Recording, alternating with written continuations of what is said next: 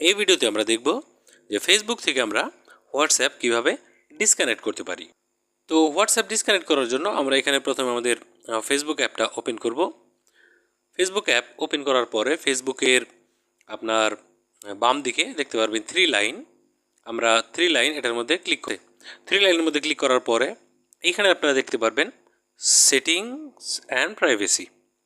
ওকে, আমরা এখানে ক্লিক করব সেটিংস অ্যান্ড প্রাইভেসিতে।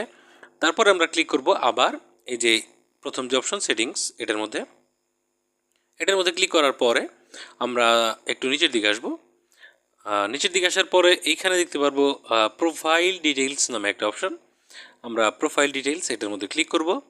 প্রোফাইল ডিটেইলসের মধ্যে ক্লিক করার পরে আমাদের আবার নিচের দিকে আসতে হবে। নিচের দিকে আসার পরে এইখানে দেখতে পারবেন যে সোশ্যাল মিডিয়া নামে একটা অপশন, এখানে আমাদের ক্লিক করতে হবে এবং পাশে দেখতে পারবেন একটা পেন্সিল আইকন। আমরা পেন্সিল আইকন এখানের মধ্যে ক্লিক করব।